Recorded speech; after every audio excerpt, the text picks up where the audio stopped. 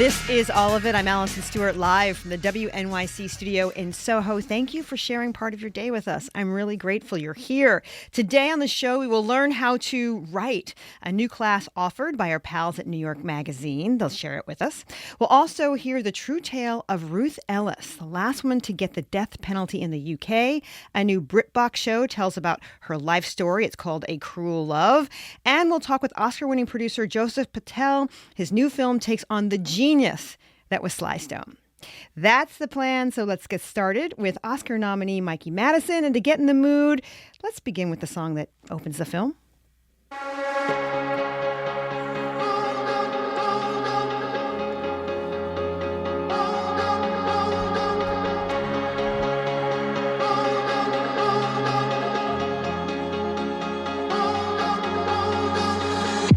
Today this could be the greatest day of our lives. In order to play the role of a tenacious sex worker in Anora, actor Mikey Madison immersed herself in the character. She moved to Brighton Beach, where the movie takes place. She spent time in strip clubs, learning about the dancers and their lives. She took pole dancing classes and Russian language classes and mastered a Brooklyn accent. All of this shines through in her Oscar-nominated performance as Anora. Annie, as she likes to be known, thinks she has hit the jackpot when she meets a young man at the club. Vanya's the son of a Russian oligarch. He's loaded, or his parents are. He parties, he spends a lot of money. He has a certain charm, though, and after spending a few weeks together, he proposes marriage. But this fairy tale comes to a screeching halt when Vanya's parents find out about the marriage. They send some sort of incompetent fixers to try to force an annulment Annie is not having. Just this weekend, Anora took home the top prizes from the Producer and the Directors Guild of America, and the film is nominated for 6 Oscars, including Best Picture, Best Director for Sean Baker, and Best Actress for my guest, Mikey Madison. Mikey, it's really nice to see you. Hi, I'm so happy to be here. I'm so glad you're here. I read that Sean Baker started working on the character of Annie with you in mind, and you were able to sort of have a collaboration with him. When it first came to you, what did you think? Oh, wow, yeah. Well, when Sean Baker reached out to me, it was kind of out of the blue. I had just had a horror film premiere, and he went to see it opening weekend, and we had coffee just a handful of days later, and he said, "Hey, here's an idea I have for my next film, and if you want to do it, I'll write it for you." And so the process from there was very collaborative, but I really knew very little about the character or what she would be like. It was just us kind of confirming that we would love to work with each other. When you're thinking about Annie now, and you're thinking about her family and her backstory, we don't know that much about Annie. Did you know? Did you know about Annie's backstory? Was it in your mind? Oh, yeah, of course. I think every actor's process is different, but for me, that felt like something that was absolutely necessary, is to know who my character is inside and out, and obviously still leave room to constantly be able to discover more. But I needed to know everything about her so that if someone were to ask me any kind of question about Annie, I would know. I'd be able to answer without any hesitation. So I certainly asked myself lots of questions about who she is. And, I had months and months to develop her. Who's Annie's favorite designer? Well, it's interesting because I bought some of my character's clothes for her in Brighton Beach, and I definitely got a little bit ripped off. But, her clothing is such an important reflection of who she is, and she definitely dresses a certain way to present certain sides of her. And so I think that the way that she dresses, I think she's trying to look expensive. So if you're to ask her favorite designer, she would probably say like Chanel or Prada, because she wants a Chanel bag or she wants a Prada purse. And I think that's really mirrored because she wears this big, extravagant, expensive fur coat for a lot of the film, which is gifted to her by her new husband. And to her, I think that coat, even though it's so it's such a grand display. It's extra. Yes, extra. That's the perfect word for it.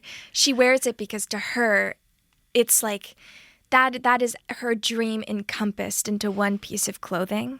Mm-hmm. So long answer to your question, but no, that's an excellent public radio answer. oh, okay, good. It's funny. You're sort of a soft-spoken person, and Annie is not. She's the opposite. But that's your job, right? To get into somebody, to get into their personality, and to believe those things about them. Mm. When you think about Annie, what do you admire? Oh. I mean, playing this character, I fell in love with her as a character.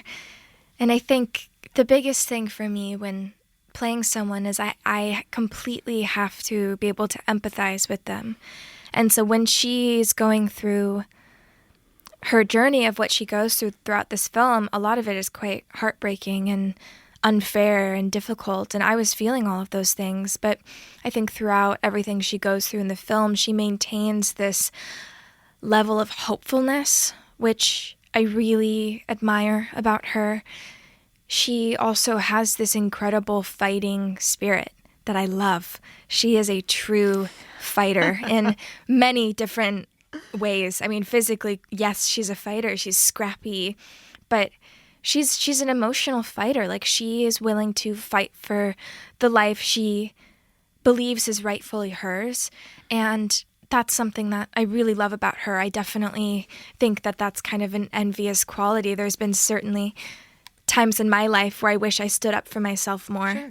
And I do love that about her, is that she stands up for herself. I love that she's determined. Mm. She is so determined. She is, yes. My guest is Mikey Madison, star of the film Anora. She's nominated for Best Actress in a Leading Role at this year's Academy Awards. So when we first meet Annie, where is she in her life? How is she feeling about her work? Yeah, when you first meet her, she is at work. She's working at the club, and you get to see her kind of going through the motions of what her job is like. For an entire night. And I think that Annie is really good at her job. Mm-hmm. I think that she enjoys her sexuality and that she's comfortable in that. And so that's how I always viewed her in terms of her work and what she does. There's this memoir I read called Modern Horror. It's written by a really cool woman who has sort of a similar lived experience to my character Annie. And in her memoir, she spoke about really enjoying sex and her sexuality. Mm-hmm. And I was like, I really love this. I love her sense of humor. I want to implicate that into Annie and her story and how she views work.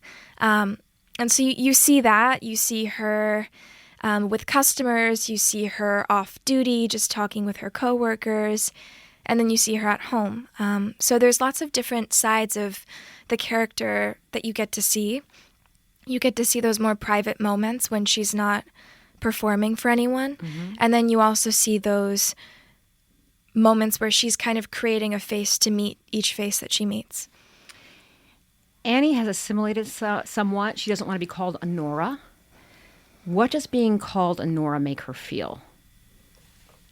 I think it's a mixture of things. Well, first of all, she calls herself Annie because at work it's common for women to not go by their real names. They'll usually go by a fake name that they made up and that they like, or a nickname. And so I think that's one reason. And I think another reason is that she, is her grandmother was an immigrant and her mother, but she's, first generation American. And I think that she is just raised in a way to not identify with that part of her heritage and her life, as I think from what I've learned, a lot of first generation Americans also feel. And so I think that she's kind of pushing that aside. She wants to be seen as Annie, this kind of character she's created for herself, this perfect girlfriend experience. And I think Anora is a little bit too close to home, a little bit too vulnerable. But I do think that Annie is kind of who she pretends to be, and Anora's really who she is. You decided to live in Brighton Beach in preparation for this role. What were you hoping to learn by moving into the neighborhood? I don't know what I was hoping for. I just thought, why don't I try this out? I've never played a character like Annie before. I've never quite done this amount of research and preparation. And so I was given an opportunity to go to Brighton Beach early and immerse myself in that community and go to all the New York clubs and shadow dancers. And I was like, I think this is something I need to do. I think this is going to be an interesting experience. Sure. Because when would I have an opportunity to live in Brighton Beach? And I also think this will be good for the character. And so I was able to continue my research into sex work and spend lots of time at the club my character worked at, and also just get to understand Brighton Beach and work on the accent too. Let's talk about the accent. First of all, let's play a clip so people can hear you being Annie. This is from Anora. No, I know. Annie, It's like, I got a kid who wants someone who speaks Russian.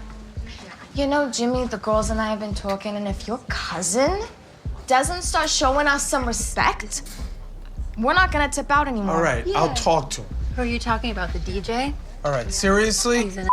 I shared my playlist with him, and he was very rude and dismissive. You're killing me. Let's go, come on. No, I'm eating my food. I love the way you're with the fork in his face. What was hard to nail about the accent? Well, first of all, I think that's the only clip where there isn't cursing. So, gosh, the accent. I mean, I only done an accent one time before, and so I think at first it was just trying to find the place where the accent sort of resonates in me. Sure. And also just get to a point where it's very natural. I'm not searching for the words, that it's able to just come out in a way that feels very lived in and honest. My voice kind of like resides up the top of my head, and it kind of floats pretty high up. And her voice is a little bit more deeper. I think it resonates in a different place. Excuse me. And so it was just about fine-tuning it and adding little details here and there. But I have to say that the accent was something that I think came kind of quickly, and I was able to get to a place really quickly. I wouldn't say that was... That definitely wasn't the hardest part of building the character, but a very important one. What was the hardest part then? I think... trying to build the emotional arc of the character. Sure. I think maybe a more obvious answer would be like learning Russian or, spending 5 months trying to learn how to dance like a stripper. Mm-hmm. That was difficult, but I think the emotional arc of her, it's very nuanced and specific, and she's someone who doesn't necessarily wear...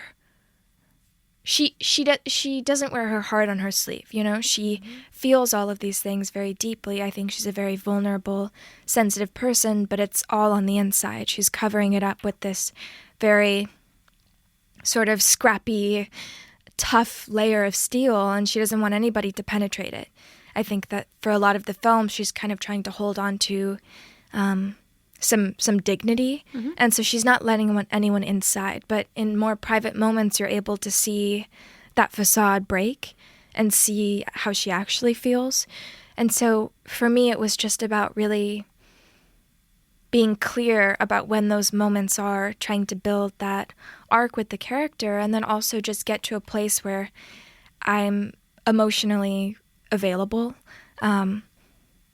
vulnerable, but constantly covering, which I think is difficult, because for me, I think I'm as Michaela, a very like vulnerable person, and like I wear my heart on my face, I think.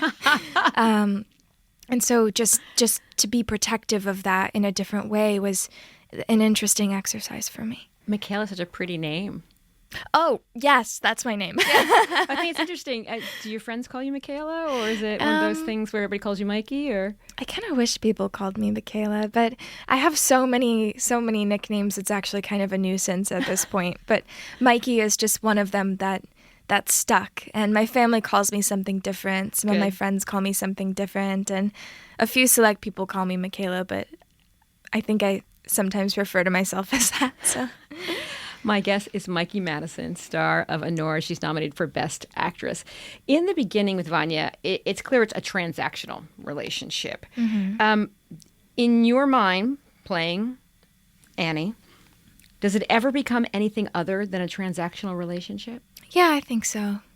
I think that the lines become blurred at a certain point because obviously in the beginning, I think she sort of feels like she found sort of a jackpot client, like the perfect client. He's young, he's nice, he's charming, he's fun, he's very generous. But then I think that the lines become a bit blurred at a certain point when he welcomes her into his life in such a grand way. I think that he's someone who she could possibly see herself dating in real life outside of work.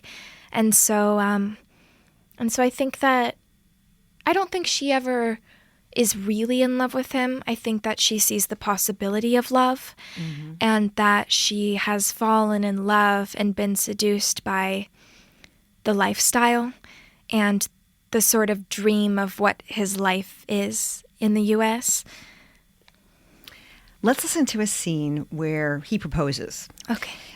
She doesn't believe him at first, but he starts to convince her. Let's listen to a little bit of that scene and talk about it on their side. This scene, you'll hear Vanya speak in Russian. This is from Anora. Stop. Annie. Yeah? Will you marry me? Seriously? Seriously. Mm-hmm. So you want to get married to me, Vanya?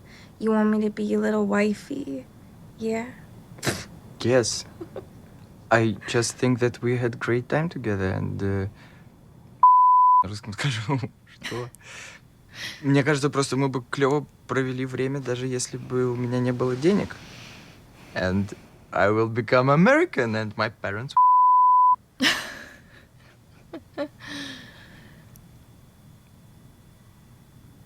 Are you serious? I'm serious. And I said it wisely. It's interesting. That scene has a beginning, a middle, and end. You really get to see her arc. How she doesn't believe him, but maybe she does, right? Yeah. I was laughing at the believing.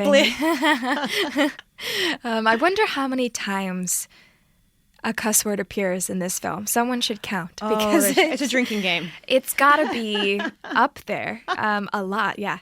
I mean, gosh, this scene. I really love this scene, and I love that Yvonne says twicely. It's so charming to me. But no, I mean, I think that when he proposes to her, at first she thinks it's a joke. Yeah. And then realizes it's real. And it's like, I think even up until they run into the chapel, she probably still thinks maybe it's a joke. And then it actually happens. And it's like, well, why not? Like, let's have this fun adventure. I want to be married to this guy. This is, she hit the lotto, like they say in the film. So yeah, no, it's an interesting scene. And it's a little bit quieter too. It's a more vulnerable private scene, I think, that you get to see with them. And, there's a lot of chaos in this film, which I love. And our director, Sean Baker, does so well and with so much humor and incredible characters. But it's nice, I think, in the film where you have a scene just with two people like that and talking. And I liked filming that scene. These men show up. They have to get the marriage annulled. Annie is a fighter, as we've talked about. Yes. The men show up. She's a little scared, and then she's not scared. I'm curious, what did the script say in the scene where you fight these big men? Well, Well, I mean, I remember reading it, and you read something like that and you're like, oh, fun. Okay, yeah, she's wow, this happens and then this, and then you actually film it and it's an entirely different experience because I did my own stunts in the film, and so it was very tightly choreographed, but to actually film it was very intense. And I mean, just to preface, I felt safe the whole time, but Yes. I mean, so exhilarating and such a strange experience. I've done many fight scenes in my career thus far, but nothing compares to that. I mean, yeah, wow. Sorry, I'm being transported back. Yeah, give me an example of during the choreography.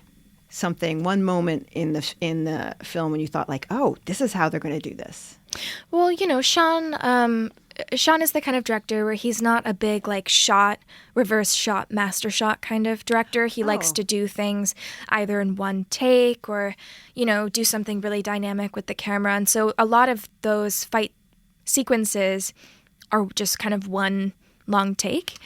And so, we had to tightly choreograph that ourselves. I think Sean and I and two of the producers and Yura just kind of went into the mansion and figured out how to get from one living room to the next and how we should use the space as best as possible. And we would just kind of go through it half speed, really, really slow. And Sean would be like, oh, it'd be great if you could knock this lamp over, or, oh, there's a vase here. If you could somehow kick that with your foot, that would be wonderful. And you do it half speed, but then it's like, okay, now it's time to actually shoot this thing. And nothing really can prepare you for that. Sure. I think you just have to get yourself to that emotional moment, whatever the character is feeling, whatever kind of frenetic energy you need to build up inside yourself, and just shoot it. But I had a wonderful scene partner, Yura Borisov, who, He's great.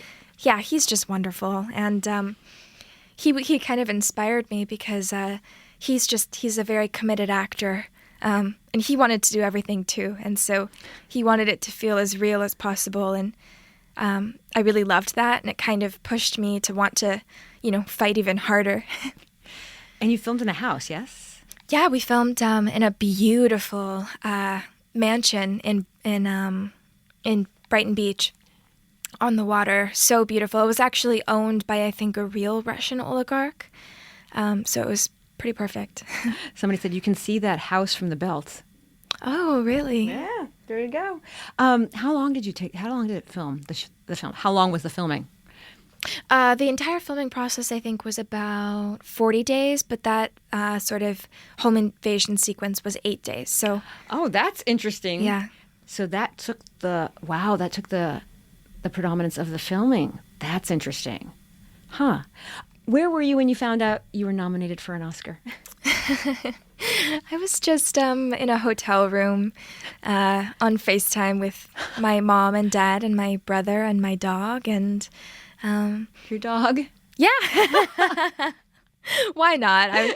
My mom's has been taking care of my dog when I travel because he's really, really naughty and he's not ready to travel yet. Gotcha. Let's just say we would get kicked out of the airport. So she's taking care of him, and he was also there. What has been memorable to you? I'm sure you'll have more seasons like this, but this is a big award season, campaigning, et cetera, et cetera. But you get to sort of live in it. You get to be present in it every day. Has there been a moment that's really, you thought, I'm in it, I'm actually living this moment? That's one of the things that I am trying to remind myself the most to do is to be present, because I think, a lot of this has gone so quickly, and I'm moving so fast and going to this place and this place, and I really have to remind myself to just take certain memories, really remember them, and then keep them forever. So I need to keep doing that. But earlier when you said Oscar nominee Mikey Madison, I was like, oh, wow. I think it doesn't quite feel real yet. Yeah. Sometimes it does, and then sometimes it doesn't, if you know what I mean. We got a really nice text that says, moms of a certain age who loved better things are thrilled to see this talented young actress soar to great heights. Congratulations, Mikey Madison. Oh, that's so sweet. The name of the film is Anora. Mikey, thanks for being here. Thank you so much.